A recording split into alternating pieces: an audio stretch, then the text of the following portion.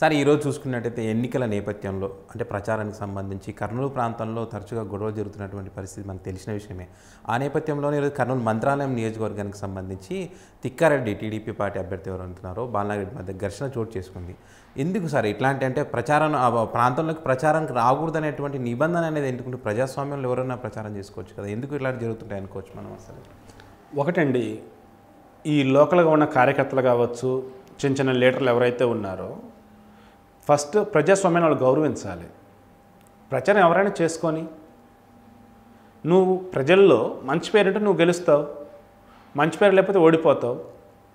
అలాంటప్పుడు ప్రజాస్వామ్యంగా ఉన్నటువంటి మన దేశంలో ఎందుకు అడ్డుకోవటాలు, ఎందుకు గొడవలు పడతాలు, ఎందుకు ఫ్యాక్షన్ హత్యలు, ఫ్యాక్షన్ రాజకీయాలు ఇవన్నీ ఉండకూడదనే అప్పుడు వైఎస్ఆర్ ఉన్నప్పుడు కావచ్చు, ఆ తర్వాత వచ్చిన చంద్రబాబు నాయుడు కావచ్చు, వీళ్ళంతా కూడా దాని గురించి కృషి చేశారు. మరలా ఏమైందో ఏమో ఫ్యాక్షన్ రాజకీయాలు నెమ్మదిగా మళ్ళీ అక్కడ మొదలవుతూ ఉన్నాయి. అందులో భాగంగానే మంత్రాలయం నియోజకవర్గంలో, మంత్రాలయం ఆ పేరు చెప్పగానే రాఘవేంద్ర స్వామి గుర్తొస్తూ ఉంటారు, గొప్ప ఊరు. కానీ అటువంటి చోట ఆ నియోజకవర్గంలో కగ్గల్ అనే విలేజ్లో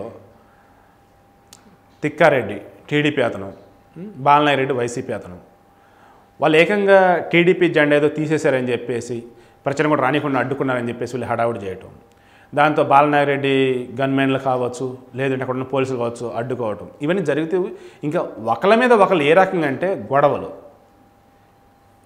దానివల్ల రిజల్ట్ ఏంటి ఆబ్వియస్లీ అక్కడ శాంతి భద్రత లోపించిద్దా? కార్యకర్తలు ధైర్యంగా గల్లీల్లో కావచ్చు వీధుల్లో తిరగలుగుతారా? ఇళ్లలో ఆడవాళ్ళు క్షణం ఏం జరిగిద్దని భయపడుతూ ఉంటారా?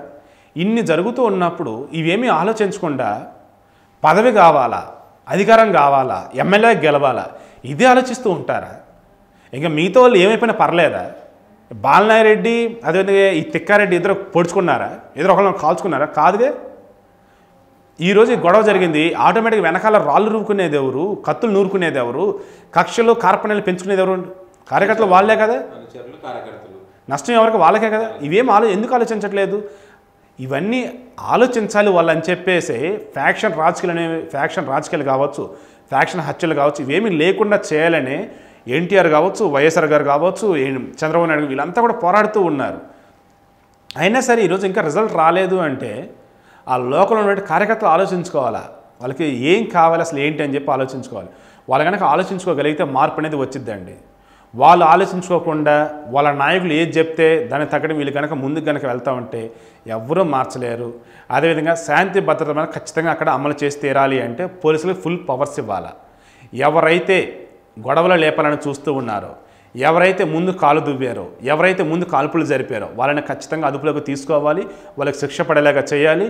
ఒకవేళ వాళ్ళు ఎన్నికల్లో కనుక పోటీ చేయబోతున్నట్లయితే ఎన్నికల్లో పోటీ చేయ అనర్హులు అన్న విధంగా కూడా ఎలక్షన్ కమిషన్ కనుక తీర్పు కనుక ఇవ్వగలిగితే మాత్రం అప్పుడు మిగతా వాళ్ళని సరే సక్రమంగా ప్రచారం చేసుకోగలుగుతారు, ప్రజల్లో నిజమైన నాయకులకు గుర్తింపు పొందగలుగుతారు. ఈ రకంగా ఆలోచిస్తే మంచిదని నేత అనుకుంటూ ఉన్నా ఖచ్చితంగా ప్రభుత్వం ఎవరైతే ఉన్నారో వాళ్ళ నాయకులు కావచ్చు, ఆపోజిషన్ వాళ్ళు కావచ్చు, ఎవరైనా ఆలోచించవచ్చు, ఎవరైనా కావచ్చు, ముందు తప్పు ఎవరు చేశారు వాళ్ళ మీద ఖచ్చితంగా చర్యలు తీసుకొని తీరాలి. ఆ రకంగా చర్యలు తీసుకున్నట్టయితే ఆ ఊర్లో ఉన్నటువంటి ఆడబిడ్డలు కావచ్చు, లేదంటే ఇళ్లలో ఉన్నటువంటి మహిళలు కావచ్చు ధైర్యంగా బతకగలుగుతారు. అదేవిధంగా మిగతా పురుషులు కావచ్చు, పెద్దవాళ్ళు కావచ్చు, వాళ్ళు కూడా మనశ్శాంతిగా ఉండగలుగుతారు. ఓటు వేసేటప్పుడు కూడా ధైర్యంగా వేయగలుగుతారు. అంతే తప్ప భయపడుతూనో ఉంటే దీని ఎవరు ప్రజాస్వామ్యం అనరండి. సో ఆ ప్రజాస్వామ్యాన్ని కాపాడినటువంటి బాధ్యత ఈరోజు ఎన్నికల కమిషన్ మీద ఉంది, ప్రస్తుతం అక్కడ ఉన్నటువంటి ప్రభుత్వం మీద ఉంది, అదేవిధంగా అక్కడ ఉన్నటువంటి పోలీసుల మీద ఉంది. ఒకవేళ ఈ రకంగానే కనుక గొడవ కనుక జరుగుతూ ఉన్నట్లయితే ఇప్పటికే పులివెందుల్లో వైఎస్ వీరేంద్ర రెడ్డి గారు చనిపోయినారు. ఆయన చంపేసింది కొంతమంది వెనకాల ఉన్నటువంటి ఎవరో కుట్రపూర్తిగా చంపినారు కాబట్టి అదొక అంశమా? ఇప్పుడు మంత్రాలయం నియోజకవర్గంలో జరిగిన ఈ అంశమా? అదేవిధంగా రాష్ట్రంలో కొంతమంది కొన్ని రకాలుగా చేస్తున్నటువంటి వ్యాఖ్యలు కావచ్చు, కొన్ని చోట్ల గొడవలు ఖర్చు జరుగుతూ ఉన్నాయి. ఇవన్నీ చూసుకొని ఎలక్షన్ కమిషన్ కంప్లైంట్ కనుక ఇచ్చినట్లయితే, అదేవిధంగా కేంద్ర ప్రభుత్వం అప్పీల్ కనుక చేసినట్లయితే రాష్ట్రపతి పాలన వచ్చే అవకాశం అయితే ఉంటుంది. రాష్ట్రపతి పాలన కనుక వచ్చినట్లయితే మొత్తం గవర్నర్ చేతిలోకి వెళ్తుంది. సో ప్రస్తుతం జరుగుతున్న విషయాలు కనుక పరిశీలించినట్లయితే కొంతమంది కావాలని కనుక గొడవలు కనుక చేసినట్లయితే ప్రస్తుతం ప్రభుత్వం శాంతి భద్రతలను పట్టించుకోవటం లేదు కాబట్టి పాలనాపరంగా వైఫల్యం చెందింది కాబట్టి ఈ ప్రభుత్వం కాదు, రాష్ట్రపతి పాలన విధించాలి, గవర్నర్ పాలన ఉండాలి, గవర్నర్ అన్ని దగ్గరుండి చూసుకోవాలి, అప్పుడు మాత్రమే ఎన్నికలు సజావుగా జరుగుతాయి.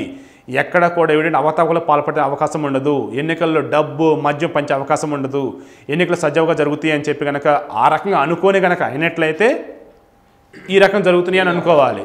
లేదు కొంతమంది కావాలని కనుక చేస్తున్నారు అన్నట్లయితే రాష్ట్ర ప్రభుత్వం కనుక సరైన కనుక చర్యలు కనుక తీసుకున్నట్లయితే ఆ అవకాశం అయితే రాకుండా అయితే ఉంటుంది. కొంతమంది కావాలని చేస్తున్నారా, లేక ఆ రాష్ట్ర ప్రభుత్వం వైఫల్యం వల్ల జరుగుతుందా, లేక ఆ రాష్ట్ర ప్రభుత్వం వైఫల్యం చెందిందని చూపించేసి అక్కడ రాష్ట్రపతి పాలన విధించేసి అప్పుడు వాళ్ళకు అనుగుణమైన అధికారుల ద్వారా వాళ్ళ పనులు చేయించుకోవాలని అనుకుంటున్నారా, ఇవన్నీ కూడా ఒక రకమైన కన్ఫ్యూజన్ క్రియేట్ చేస్తూ ఉన్నాయి.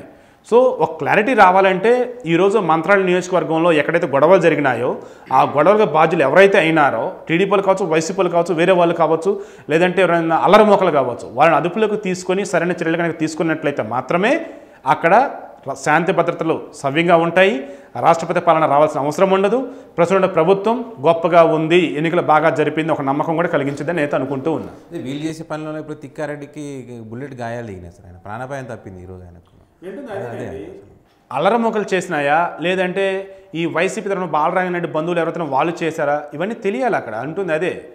సో మనం ఎక్కడో దూరంగా ఉండి టీవీలోనో లేదంటే వెబ్ పేపర్లోనో సోషల్ మీడియాలో చూస్తాం కాదు, దగ్గరగా ఉన్నటువంటి పోలీసులు ఎంత గమనించినారు కదా, వాళ్ళు చెప్పాలి నిజాలు ఏంటి అన్నది. వాళ్ళు నిజాలు చెప్తే అప్పుడు ప్రజలు ధైర్యంగా ఉండగలుగుతారు. వాళ్ళు నిజాలను కనుక కప్పించలేక ప్రయత్నం కనుక చేసినట్టు టీడీపీలు కావచ్చు, వైసీపీలు కావచ్చు, ప్రజలు నష్టపోతారు అంతిమంగా. అక్కడ కానిస్టేబుల్ కూడా గాయాలైన అంటుంది అదే. సో ఖచ్చితంగా ఇప్పుడు చర్యలు తీసుకోవాలి, అక్కడ ఏం జరిగిందని వాళ్ళు ఖచ్చితంగా చెప్పగలగాలి. అలాగనే చెప్పినట్లయితే ప్రజాస్వామ్యం బ్రతికినట్లే. ఇది ఈ వారం వీకెండ్ హైలైట్స్. మరో వారం వీకెండ్ హైలైట్తో మళ్ళీ కలుద్దాం. ఈ వీడియో కనుక మీకు నచ్చినట్టయితే లైక్ చేయండి, షేర్ చేయండి, మీ అభిప్రాయాలను కామెంట్ రూపంలో తెలియజేయండి. ఇలాంటి లేటెస్ట్ అప్డేట్స్ మీరు పొందాలనుకుంటే మైరా మీడియా ఛానల్ సబ్స్క్రైబ్ చేయడం మాత్రం మర్చిపోవద్దు. Thank you for watching.